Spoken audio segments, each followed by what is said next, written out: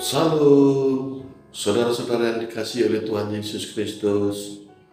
Renungan malam edisi Rabu 3 Mei 2023, yaitu terdapat dari kitab Yeremia 23 ayat yang ke-1 sampai ke-8.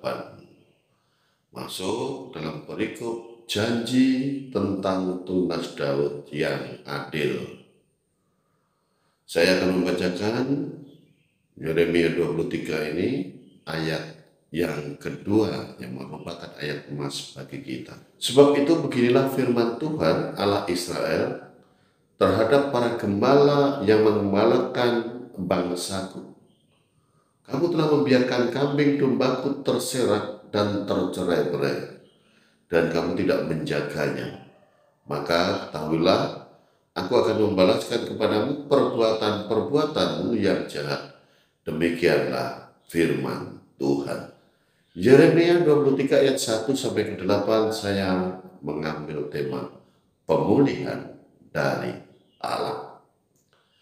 Saudara-saudara, pada waktu Nabi Yeremia hidup, umat Israel berada di ambang kehancuran karena bangkitnya kekuatan bangsa-bangsa lain. Dan secara moralitas dan spiritualitas, sebenarnya umat Israel sudah hancur.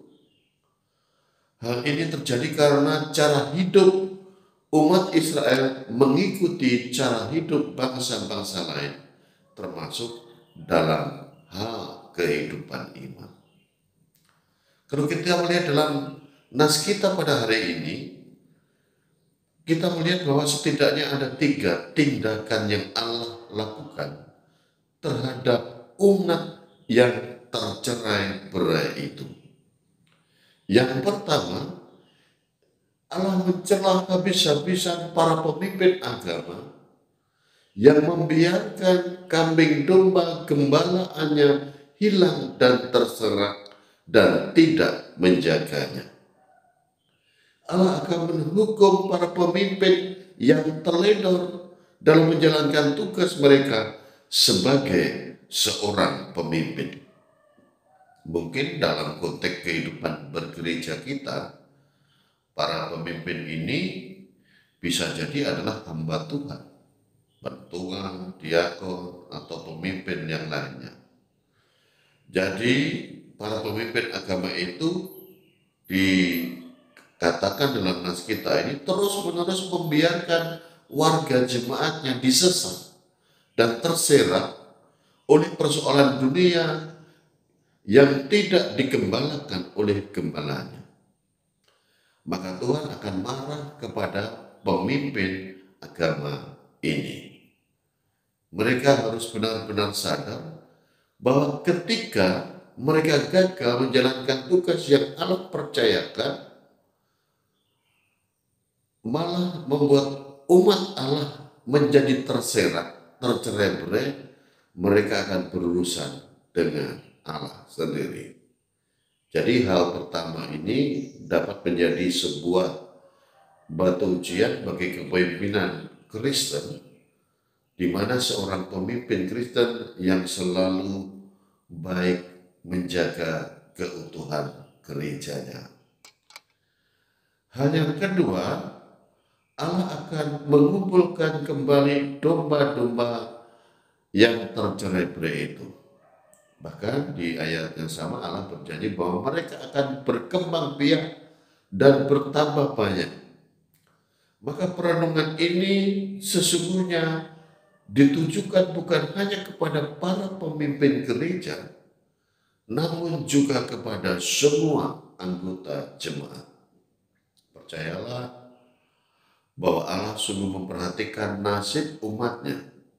Ia akan memulihkan jemaatnya yang tercerai-berai, dan Allah akan mengasuh mereka agar mereka dapat terus bertumbuh dan terus berkembang. Hal yang ketiga, Allah juga berjanji untuk memberikan kepada umatnya para gembala yang baru, gembala yang setia, dan gembala yang bertanggung jawab. Saudara-saudara, gereja bisa saja mengalami keterpecahan, yang tentu ini menyedihkan hati Allah. Karena itu saudara-saudara, tugas kita harus terus mendoakan para pemimpin-pemimpin gereja kita, agar dapat menjadi pemimpin yang baik, pemimpin yang bertanggung jawab, dan pemimpin yang menjaga keutuhan gereja daripada Tuhan. Doakan terus agar tetap menjadi para hamba Tuhan, para penetua diakon, para majelis, menjadi orang-orang yang senantiasa takut akan Tuhan dalam menjalankan tugas pelayanannya.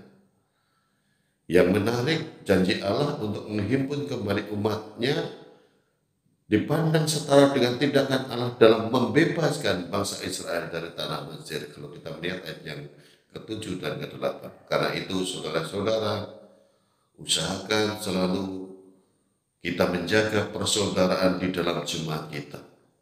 Segala sesuatu yang mengakibatkan pertikaian atau perpecahan sudah pasti bukan berasal daripada Allah. Karena itu, jika Allah berkarya, maka apapun yang dikerjakan Allah pasti selalu akan mempersatukan kita. Tuhan memberkati kita, Tuhan memberkati firman-Nya. Amin. Mari kita bersatu dalam doa. Terima kasih ya Tuhan, firman-Mu mengingatkan kepada kami, supaya kami senantiasa hidup dalam kebersamaan, hidup dalam persatuan. Jaga dan lindungi kami senantiasa ya Tuhan, supaya kami boleh menjalankan tugas kami sebagai pemimpin gereja, bahkan sebagai umat-Mu, untuk selalu setia dan taat kepada Tuhan dalam kehidupan kami masing-masing. Untuk itu ya Tuhan, kami ingin serahkan hidup kami, supaya hidup kami boleh senantiasa terus bertumbuh dan berkembang di dalam Tuhan. Untuk itu kami serahkan hidup kami selanjutnya hanya dalam tangan pengasihan dalam Tuhan Yesus Kristus yang adalah Tuhan dan Juru Selamat kami. Amin. Terima kasih. Salam. Tuhan Yesus memberkati kita. Amin.